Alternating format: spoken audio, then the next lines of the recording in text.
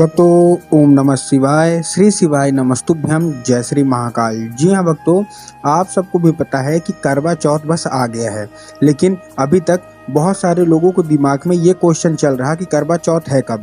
क्या वो 20 अक्टूबर को है, क्या वो 21 अक्टूबर को है, क्या वो कोई किसी दिन है। बहुत सारे लोगों के मन में ये सवाल चल रहा है।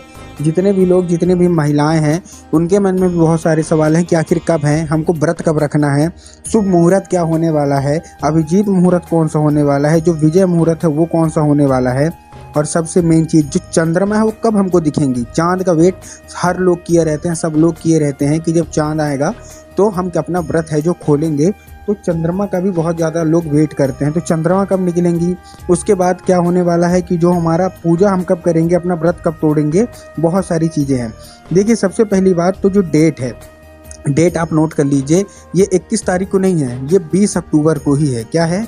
20 अक्टूबर को ही है, ठीक ना। 20 अक्टूबर को दिन रविवार को ही है करवा चौथ का महापर्व। हिंदू धर्म का और सनातन धर्म का बहुत ही बड़ा पर्व माना जाता है, और ये बहुत ही पुराने ग्रंथों से ये चली आ रही है, पुरानी परंपरा है, वही व्रत चला आ रहा करवा चौथ का।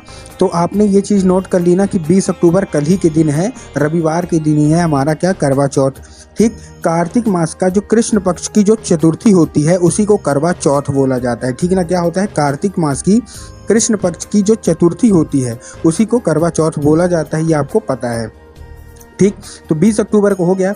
अब लगेगा कब से करवा चौथ का जो शुभ अवसर है वो लगेगा कब से? तो 20 अक्टूबर को सुबह 6:46 से लेके अगले दिन 21 अक्टूबर को 4:16 तक लगने वाला है। क्या है? 6:46 से लेके अगले दिन 21 अक्टूबर को 4:16 तक क्या है, करवा चौथ लगने वाला है। ठीक, इस चीज़ का आपको ध्यान पता चल गया। अब हम बात करते हैं कि जो शुभ मुहूर्त है, शुभ मुहूर्त कब होने वाला है। शुभ मुहूर्त है 4:44 से लेके 5:35 तक। कब? ये 20 अक्टूबर की जो आएगी ना शाम, वो होता है शुभ मुहूर्त। तो शुभ मुहूर्त जो क्या है बताया गया है 4:44 से लेके 5:35 तक।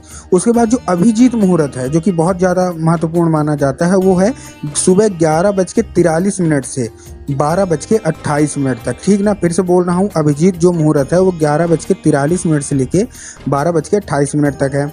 उसके बाद जो सबसे बड़ा जो मुहूर्त होता है जिसको बोलते हैं हम लोग विजय मुहूर्त। तो जो विजय मुहूर्त है वो कब है? दोपहर में 20 अक्टूबर को 1:59 से लेके 2:45 तक। ठीक ना, 1:59 से लेके 2:45 तक। तो आपको डेट कंफर्म हो गई, आपको जो मुहूर्त है वो कंफर्म हो गए।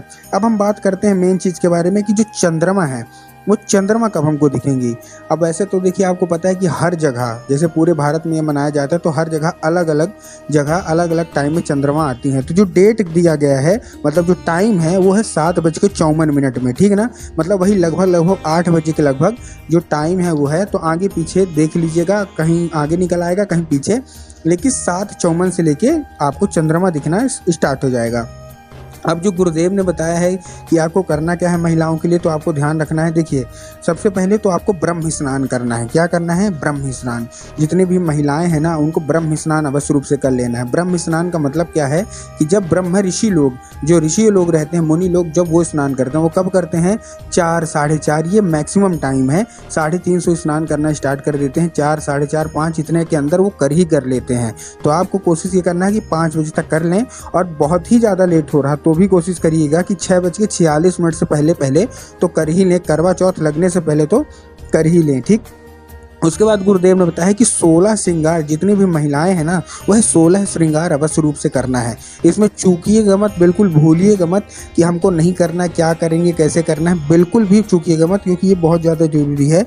आपको 16 श्रृंगार अवश्य रूप से करना ही करना है। ठीक है ना, तो इस चीज़ का आपको ध्यान रखना है। उसके साथ साथ गुरुदेव ने बताया कि सफ़ेद और काला रंग आपको अपनी पूरी पूजा में यूज नहीं करना है। क्या है? सफ़ेद रंग और काला रंग अपनी पूरी पूजा में यूज नहीं करना है। इस चीज़ का भी आपको ध्यान अच्छे तरीके से रख लेना है। ठीक, अब हम बात करते हैं कुछ उपायों के बारे में। देखिए, आपको भी पता है कि जो पूज्य गुरुदेव की जो कथा होती है ना, उसमें क्या होती है? लाखों की भीड़ आती है। कैसे भीड़ आती है? लाखों की भीड़ आती है। और जब गुरुदेव की कथा में लाखों की भीड़ आती है तो वहाँ ज़्यादातर जो भक्त रहते हैं वो क्या करते हैं? पत्र के द्वारा अपनी मनोकामना गुरुदेव तक पहुँचाते होंगे। ठीक, ये तो आपको पता है। तो ये पिछले साल की बात मैं आपको बता रहा हूँ, 2023 का जब करवा चौथ के पहले गुरुदेव की कथा चल रही थी, तो गुरुदेव की कथा में बहुत सारे लोग आए, बहुत सारी महिलाएं भी आएँ। और आपको एक चीज़ पता होगी कि जब गुरुदेव की कथा होती है तो वहाँ लाखों की जो भीड़ आती है वो क्या करते हैं, पत्र के द्वारा अपनी मनोकामना गुरुदेव तक पहुंचाते हैं। तो जब पिछले साल यही कथा चल रही तो गुरुदेव की कथा में बहुत सारी भीड़ आई, बहुत सारी भीड़ जो हुआ उन्होंने क्या पत्र के द्वारा अपनी मनोकामना गुरुदेव तक पहुंचाई। अब जब गुरुदेव के पास पत्र पहुंचा और गुरुदेव ने क्या है, पत्र पढ़ा।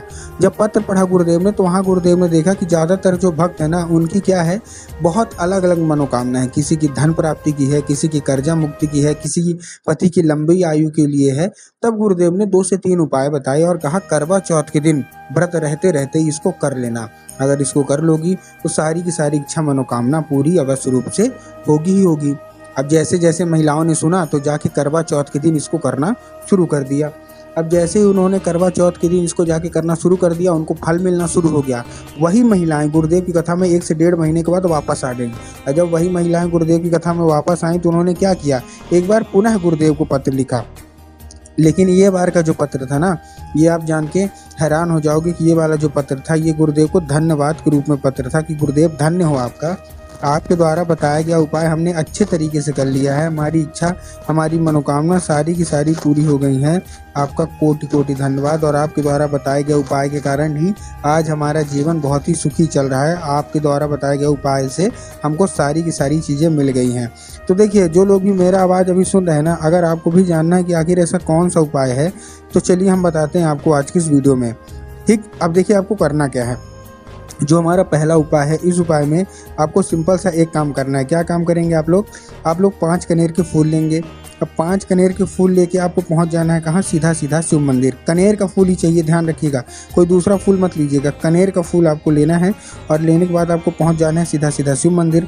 अब आपको 5 अलग अलग जगह आपको अर्पित करना है। कहाँ कहाँ अर्पित करना है, सबसे पहला जो फूल है वो आपको अर्पित कहाँ करना है, केवल और केवल आपको अर्पित करना है महादेव के शिवलिंग पे कुंदकेश्वर महादेव का नाम लेके। ठीक, कुंदकेश्वर महादेव का नाम लेके अर्पित कर दिया। उसके बाद जो हमारा है दूसरा है उसको कहाँ आपको अर्पित करना है, वो आपको माता अशोक सुंदरी की जगह पे अर्पित करना है। अब देखिए, जिसको पता है कि माता अशोक सुंदरी की जगह कहाँ होती है उनका तो ठीक, लेकिन बहुत सारे ऐसे लोग हैं जिनको यही नहीं पता कि माता अशोक सुंदरी की जगह कहाँ होती है। तब गुरुदेव ने बताया जो जलाधारी है, जलाधारी के बिल्कुल बीचों बीच। ठीक, तो दूसरा फूल वहाँ हो गया। जो तीसरा फूल है वो आपको भगवान गणेश की जगह में अर्पित करना है, जो कि जलाधारी के बाएं मतलब लेफ्ट साइड में होता है। 3 फूल हो गए। उसके बाद जो हमारा चौथा फूल है वो आपको कहाँ अर्पित करना है, हस्तकमल, माता पार्वती का जो हस्तकमल होता है, तो चौथा फूल आपको वहाँ अर्पित करना है। उसके बाद जो हमारा 5वां और आखिरी फूल है वो आपको कहाँ अर्पित करना है, 5वां और आखिरी फूल आपको अर्पित करना है जलाधारी में, जहाँ स्वयं माता पार्वती का वास होता है। तो बस आपको चुपचाप क्या कर देना, बस अर्पित करके मनोकामना मांग लीजिए।